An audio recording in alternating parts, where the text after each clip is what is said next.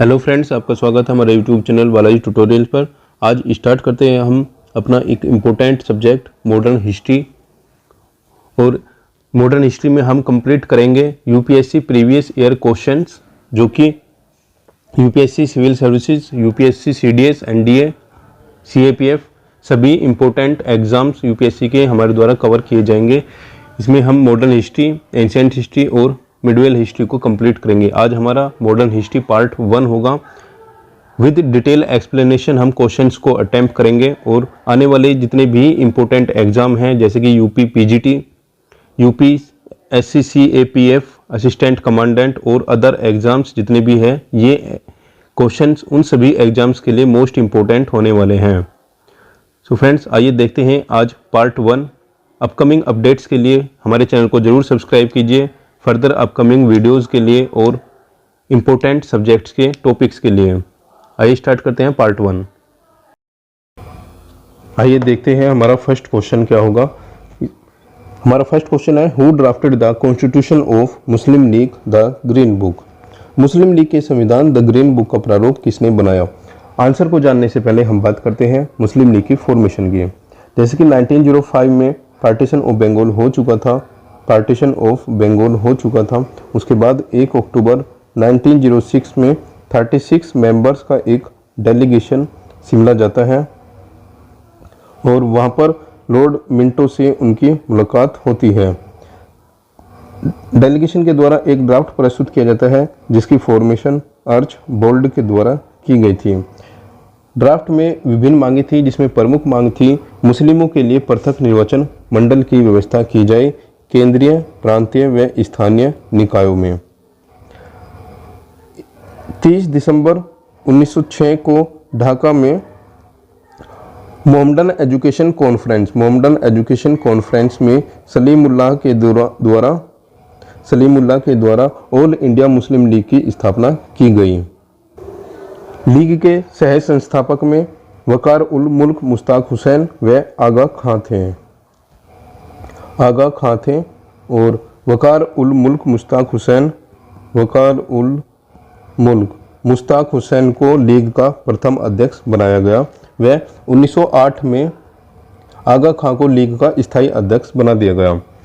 League के प्रमुख उद्देश्य थे, जैसे कि मुस्लिमों के हितों की रक्षा करना व ब्रिटिश सरकार के प्रति मुसलमानों में निष्ठा को बढ़ाना और मुसलमान और अन्य जातियों के प्रति संबंध को अच्छे रखना।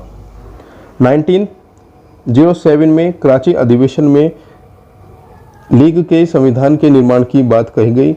संविधान को द ग्रीन बुक का नाम दिया गया व प्रारूप तैयार करने का जिम्मा मौलाना मोहम्मद अली जौहर को दिया गया। इस प्रकार जो हमारा उत्तर होगा वो होगा मौलाना मोहम्मद अली जौहर। इनको अली ब्रदर्स भी बोला जाता है। 1908 का अधिवेशन अमृतसर में किया गया, जिसकी अध्यक्षता सैयद इमाम हुसैन के द्वारा की गई। 1913 में मुस्लिम लीग का पुनर्गठन मोहम्मद अली जिन्ना के द्वारा ऑल इंडिया मुस्लिम लीग के नाम से की गई। 1913 में ही मोहम्मद अली जिन्ना के द्वारा लीग की सदस्यता ग्रहण की गई। सरोजनी नायडू के द्वारा मोहम्मद अली जिन्ना को हिंदू मुस्लिम एकता का प्रतीक माना गया। इस प्रकार हमारा जो उत्तर होगा मोहम्मद अली जौहर होगा, जिनको अली ब्रदर्स के नाम से जाना जाते हो। Move on to our second question. हमारा जो नेक्स्ट क्वेश्चन है उसमें दिया गया है, under which one of the following system assessment the British government collect revenue directly from the farmers. निम्नलिखित कर निर्धारण प्रणालियों में से किसके अंतर्गत ब्रिटिश सरकार शासकों से सीधे राजस्व एकत्रित करती थी। अभी हम आंसर जानने से पहले देखते हैं ब्रिटिश रिवेन्यू सिस्टम किस प्रकार से था। ब्रिटिश रिवेन्यू सिस्टम जो भारत के अंदर लागू किया गया था वो बेसिकली 3 पार्ट्स में था। एक स्थायी बंदोबस्त, एक था महलवाड़ी व्यवस्था का रैयतवाड़ी व्यवस्था।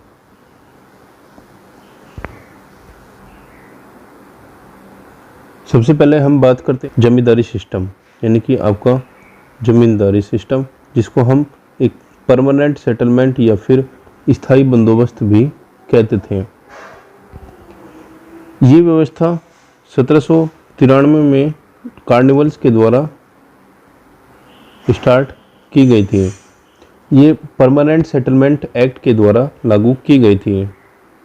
परमानेंट सेटलमेंट एक्ट के द्वारा लागू की गई थी। जो कृषक को व्यवस्था दी गई थी, ये व्यवस्था दी गई थी कि जिस पार्ट में वे ऑलरेडी टैक्स कलेक्टर थे, यानी कि ये एक कोई बेसिक एक लैंड होगी, यहाँ पर ये पहले क्या करते थे, टैक्स कलेक्ट करते थे।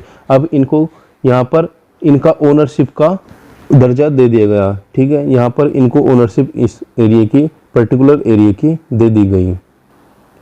इस व्यवस्था का जो सबसे महत्वपूर्ण पार्ट था, जो रेशो फिक्स किया गया था कंपनी के द्वारा, वो फिक्स परसेंटेज पर फिक्स किया गया था, उसको इंक्रीज नहीं किया गया था। कर निर्धारण के लिए जमींदार को ये टोटल का 1/11 हिस्सा अपने पास रखना होता था और रिमेनिंग 10/11 हिस्सा जो होता था कर का, ये कंपनी को पेमेंट करना होता था। यह व्यवस्था बंगाल, बिहार, उड़ीसा, यूपी तक लागू थी। जॉन शोर इस व्यवस्था में 10 साल का जो सेटलमेंट है उसको लागू करना चाहते थे, लेकिन लॉर्ड कार्नवेल्स ने इसको परमानेंट सेटलमेंट के नाम से प्रस्तुत किया। यदि जमींदार जो फिक्स डेट होती है, इसके अकॉर्डिंग जो कलेक्शन था वो गवर्नमेंट को पे नहीं करता था, तो सारे राइट्स थे उनके छीन लिए जाते थे और सूर्यास्त कानून यही कहा जाता था। यानी कि जो पर्टिकुलर फिक्स डेट थी, उस डेट की सूर्यास्त बिफोर सनसेट यदि आपने कलेक्शन जो कंप्लीट किया था वो पेमेंट नहीं किया, तो आपको जो जमींदारी राइट्स दिए गए थे, ओनरशिप के राइट्स दिए गए थे, उनको छीन लिया जाता था। बेसिकली जमींदारी पार्ट था, ये पार्ट था लगभग आपका 19% जो इंडियन ब्रिटिश इंडिया क्षेत्र था उस पर लागू किया गया था। राजा राम मोहन राय जमींदारी व्यवस्था के पक्ष में थे। जोनाथन डंकन भी जमींदारी व्यवस्था के फेवर में थे। सेकंड बात करते हैं अपनी, जो इसके अंदर दिया गया था रेतवाड़ी व्यवस्था। रेतवाड़ी व्यवस्था को 1792 में अलेक्जेंडर रीड के द्वारा स्टार्ट किया गया था। ये व्यवस्था 1820 में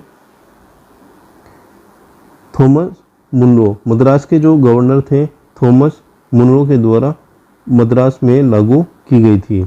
1819 से लेकर 1827 ये मुंबई के गवर्नर रहे थे और 1820 में इनके द्वारा ये लागू की गई। ठीक है, ये व्यवस्था बंगाल, मद्रास, मुंबई, ईस्ट और बंगाल लगभग भारत के ये 51% हिस्से में लागू की गई थी। इस व्यवस्था में किसान भू राजस्व का स्वामी होता था, यानी कि भू राजस्व स्वामी होता था। इस व्यवस्था में 35% से लेकर 55% का कर निर्धारण किया गया था। किसान के पास भूमि बेचने के राइट्स होते थे इस व्यवस्था में, और खेल जो थे आपके इसमें 1824 से लेकर 1828 तक इन्होंने मुंबई का भू सर्वेक्षण अधिकारी इनको नियुक्त किया गया था। इन्हीं के द्वारा प्रिंगल्स के द्वारा ही इस व्यवस्था में 55% कर निर्धारण किया गया और इस व्यवस्था को अच्छे से इन्होंने ही लागू किया। इस व्यवस्था के अंतर्गत ही ब्रिटिश सरकार को कृषकों से सीधा राजस्व प्राप्त होता है। इस प्रकार हमारा जो उत्तर होगा वो होगा आपका रेतवाड़ी व्यवस्था।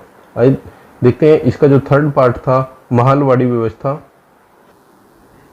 इस व्यवस्था को महालवाड़ी व्यवस्था और वध में इसको तालुकावादी व्यवस्था और मध्य प्रांत और बरार में इसको मालगुजारी व्यवस्था भी कहा जाता था।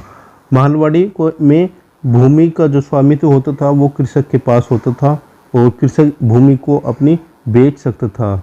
ठीक है, बेचने के राइट्स उसको दिए गए थे। यह व्यवस्था सर्वप्रथम आगरा में लागू की गई थी। आगरा के साथ उत्तर पश्चिमी प्रांत और पंजाब में लागू हुई। इसके साथ ये व्यवस्था ब्रिटिश भारत के लगभग 30% हिस्से में लागू की गई थी।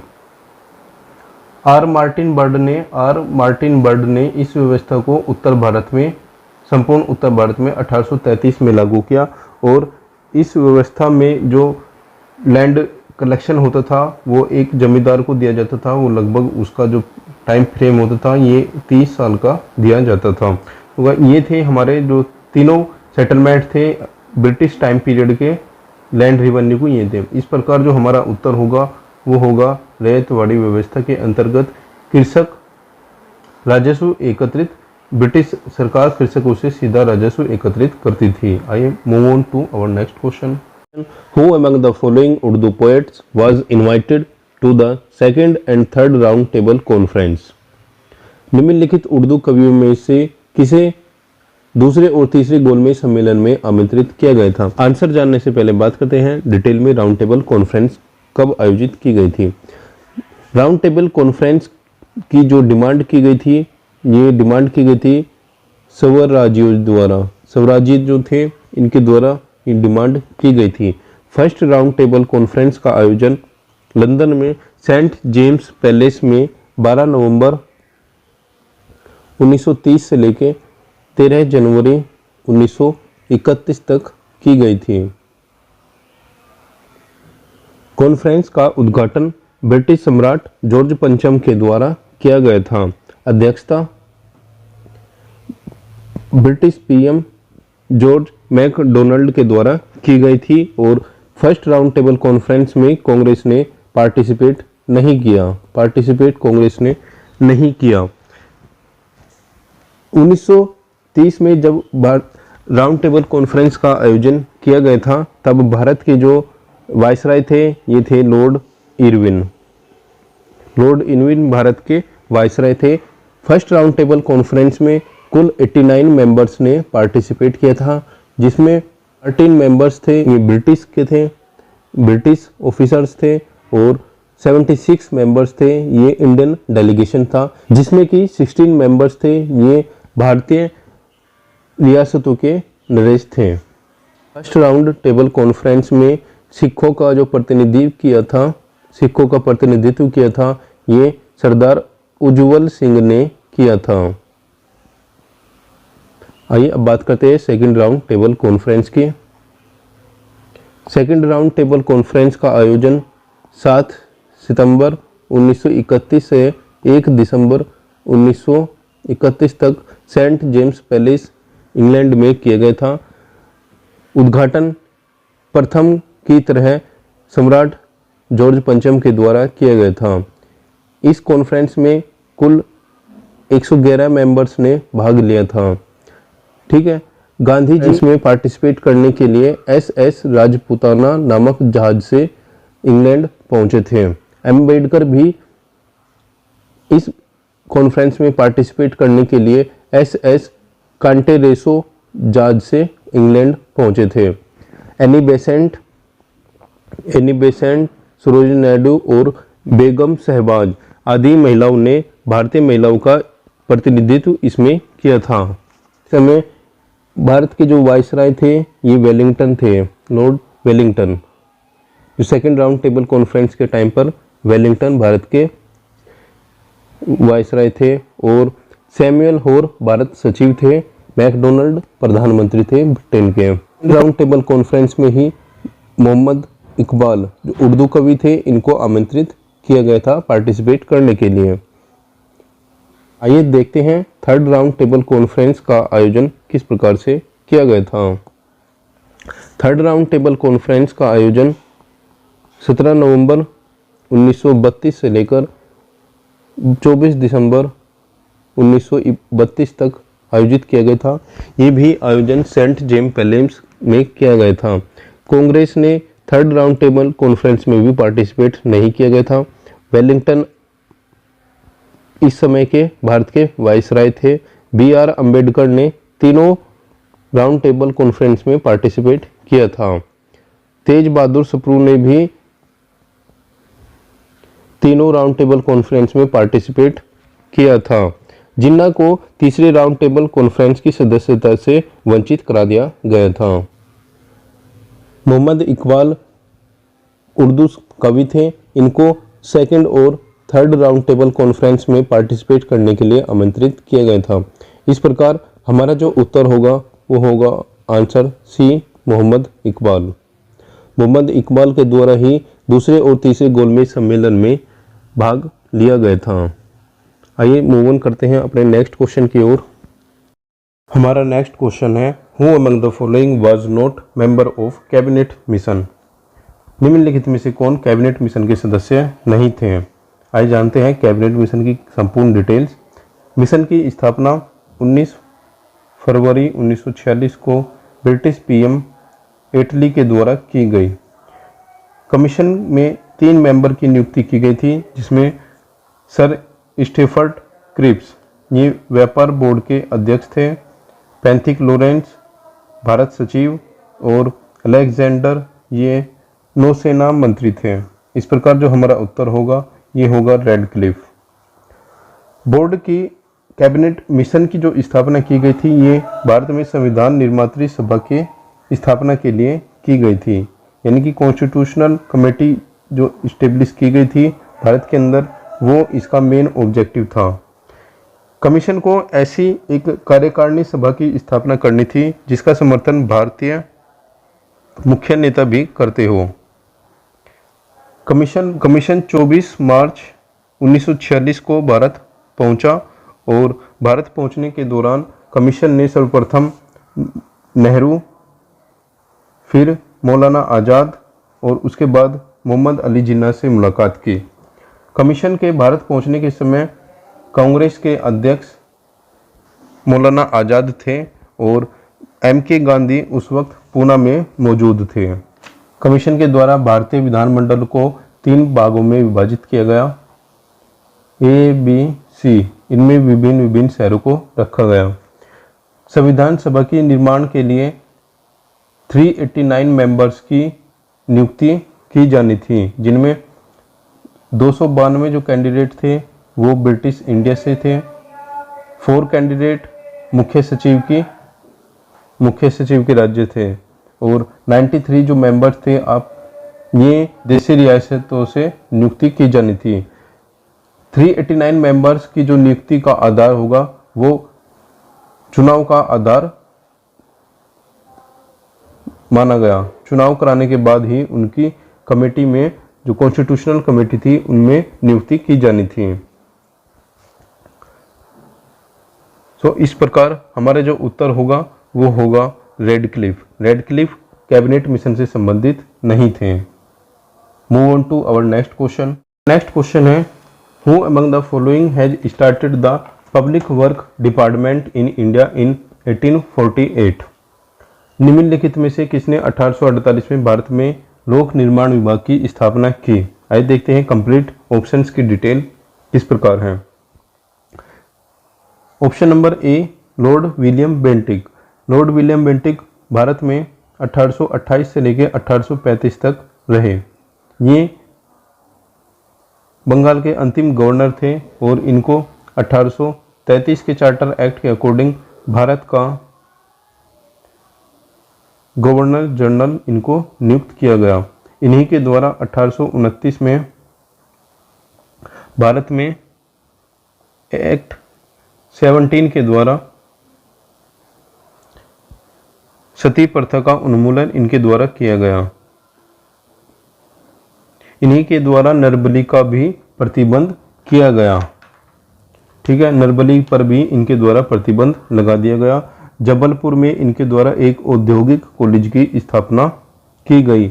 1835 में इनके द्वारा कोलकाता मेडिकल कॉलेज की स्थापना की गई।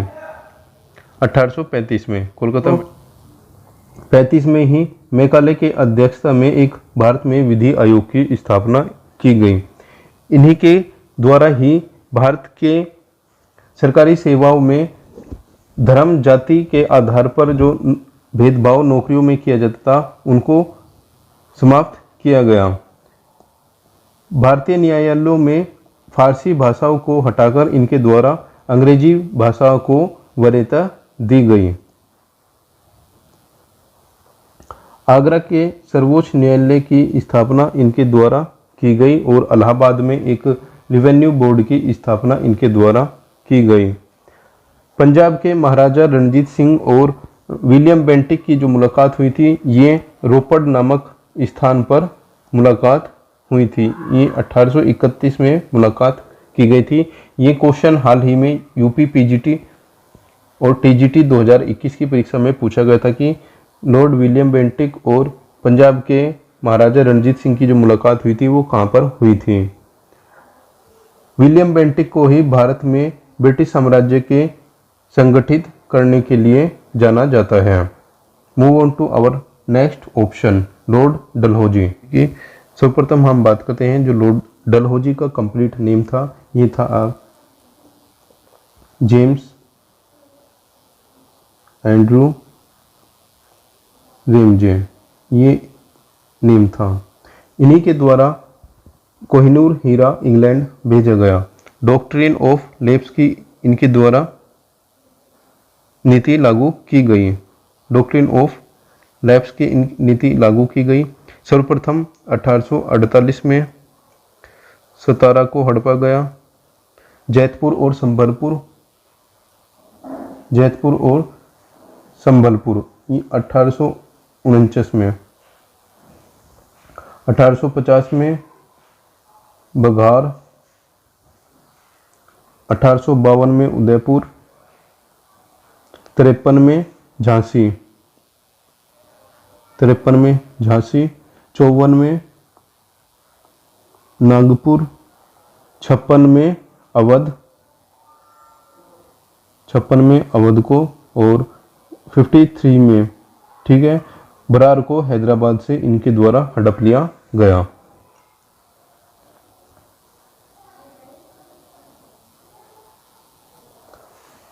(1853) में मुंबई से ठाणे के बीच फर्स्ट रेल चलाई गई।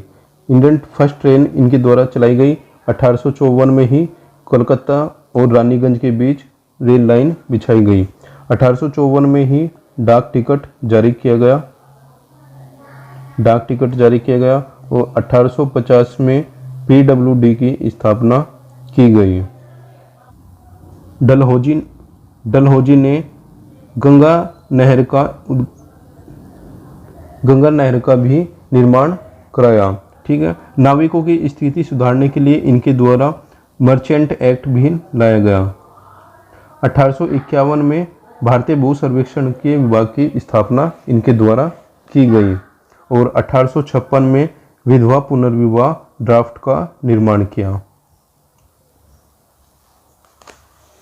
ठीक है, आइए बात करते हैं नेक्स्ट क्वेश्चन की। नेक्स्ट ऑप्शन है लॉर्ड वेलेज़ली। वेलेज़ली भारत में 1798 से लेकर 1805 तक रहे। इनके द्वारा इन्हीं को कंपनी का अकबर भी कहा जाता है। इनको महाभियोग का सामना करना पड़ा था और सर्वप्रथम महाभियोग लगाया गया था ये लॉर्ड क्लाइव पर लगाया गया था। ये सर्वे को बंगाल टाइगर भी कहते थे। ठीक है, बंगाल टाइगर भी ये कहते थे। इनके द्वारा सहायक संधि भी स्टार्ट की गई थी। सहायक संधि पर सबसे पहले 1798 में हैदराबाद ने हस्ताक्षर किया। 1799 में मैसूर और तंजौर,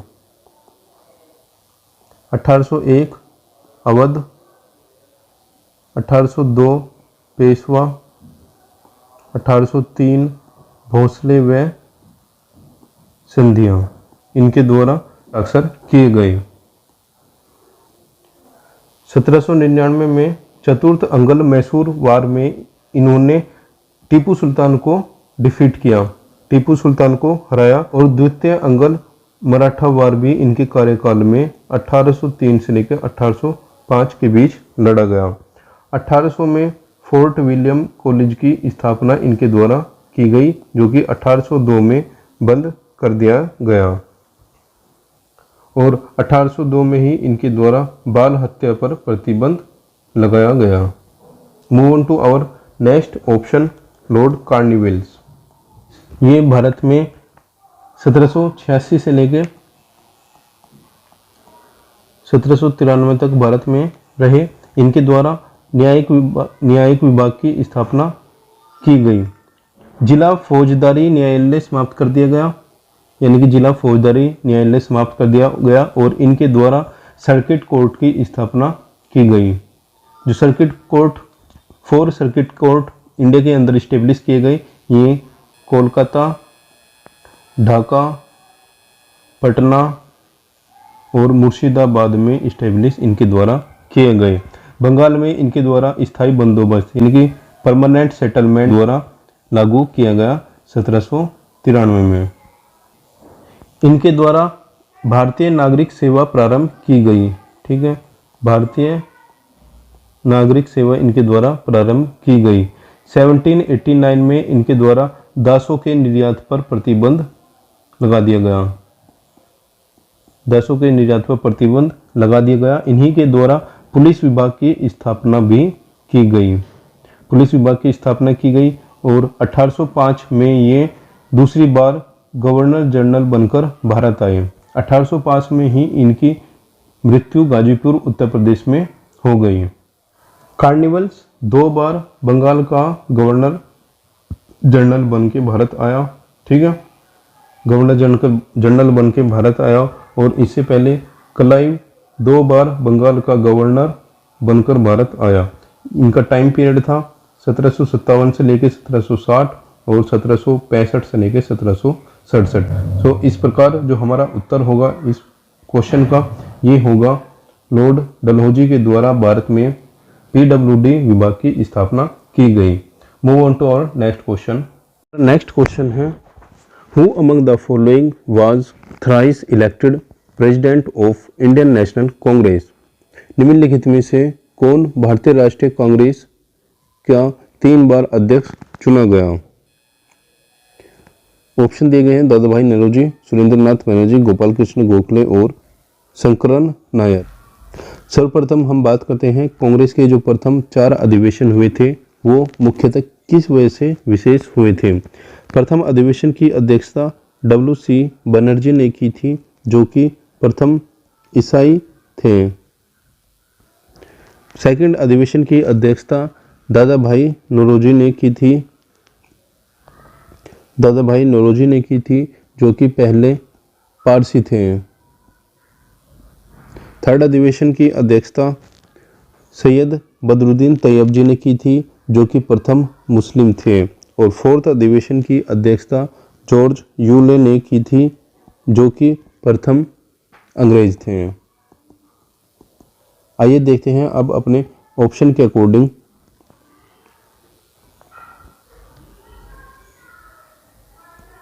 दादा भाई नौरोजी के द्वारा जो कांग्रेस की अध्यक्षता की गई थी, ये 1886 कोलकाता अधिवेशन, 1893 लाहौर अधिवेशन और 1906 कोलकाता अधिवेशन। ठीक है, इस अनुसार हमारा उत्तर होगा उत्तर ए।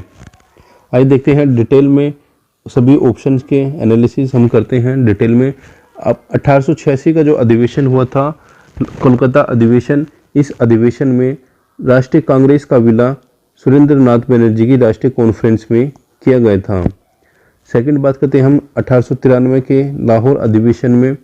इस अधिवेशन में सिविल सर्विसेज परीक्षा को भारत में आयोजित कराने की मांग की गई थी।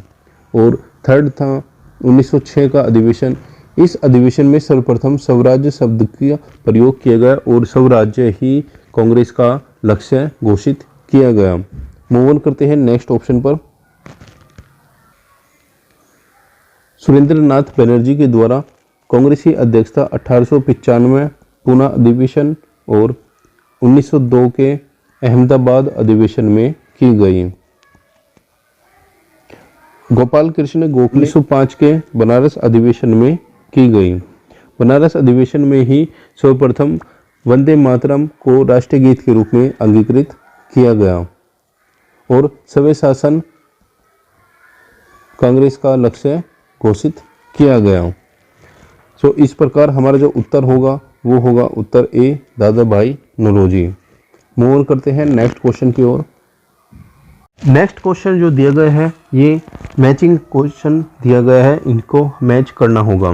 ठीक है, यहाँ पर दिया गया है इम्पोर्टेंट पर्सन्स और यहाँ पर दिया गया है एसोसिएशन फॉर्मेशन।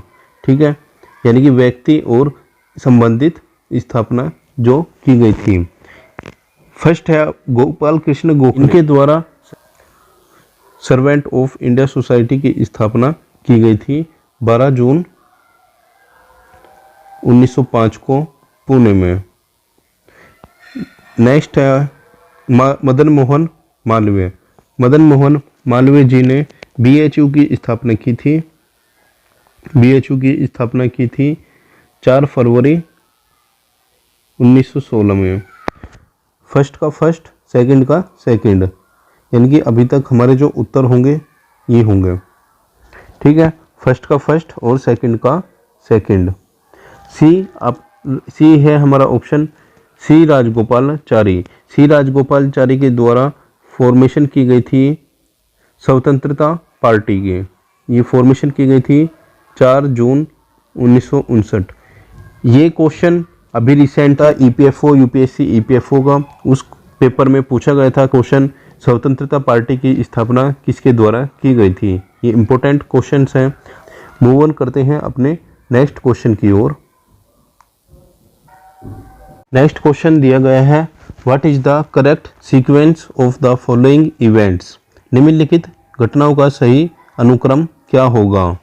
ठीक है, अब यहाँ पर दिया गया है बारदोली सत्याग्रह। बारदोली जो सत्याग्रह हुआ था ये 12 जून 1928 में हुआ था, यानी कि जो बारदोली सत्याग्रह हुआ था ये 1928 में हुआ था। राजकोट विद्रोह जो हुआ था, राजकोट सत्याग्रह हुआ था, ये 1939 में हुआ था। चंपारण सत्याग्रह ये हुआ था 1917 में, और नागपुर सत्याग्रह जो हुआ था ये हुआ था 1923 में। आज देखते हैं करेक्ट फॉर्मेशन क्या होगी।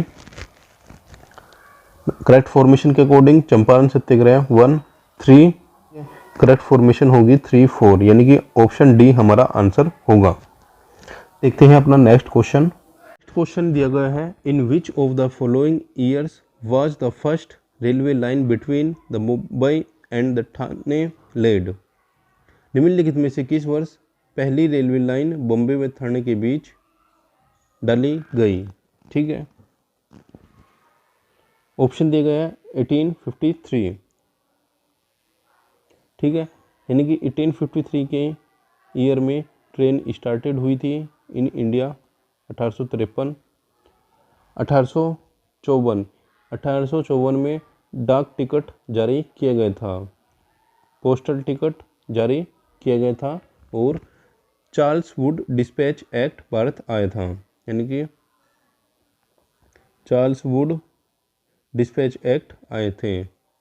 ठीक है, 1856 में इंडिया में संथाल विद्रोह घटित हुआ था। संथाल विद्रोह घटित हुआ था और विधवा पुनर्विवाह अधिनियम पास हुआ था। 1858 में कैनिंग अंतिम गवर्नर जनरल से, यानी कि कैनिंग गवर्नर जनरल से भारत का वाइसरॉय भारत के बने। हमारा इस प्रकार जो उत्तर होगा वो होगा हमारा option A. Let's move on to next question.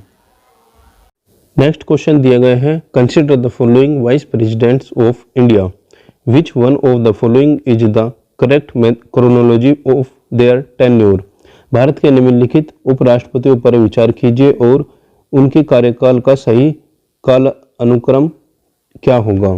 ठीक है, वीवी गिरी जब प्रेसिडेंट वाइस प्रेसिडेंट बने थे तो उनका जो टेन्योर था ये था 1967 टू 1969। ठीक है, और जब ये वाइस प्रेसिडेंट बने थे तो ये वाइस प्रेसिडेंट थे नंबर 3।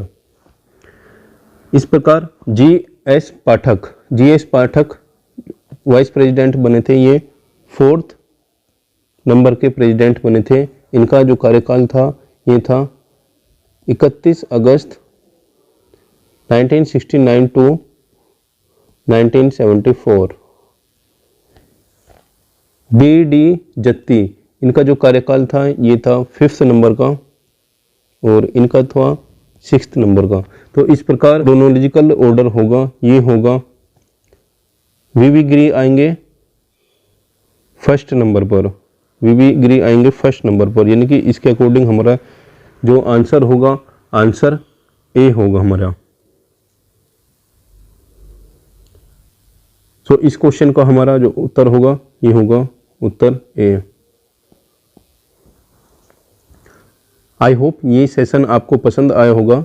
यदि ये सेशन आपको पसंद आया है प्लीज़ हमारे चैनल को जरूर सब्सक्राइब कीजिए और जल्द ही हमारे द्वारा पार्ट 2 अपलोड किया जाएगा। वीडियो को शेयर कीजिए, सब्सक्राइब कीजिए चैनल को। वीडियो देखने के लिए थैंक यू। जय हिंद, जय भारत।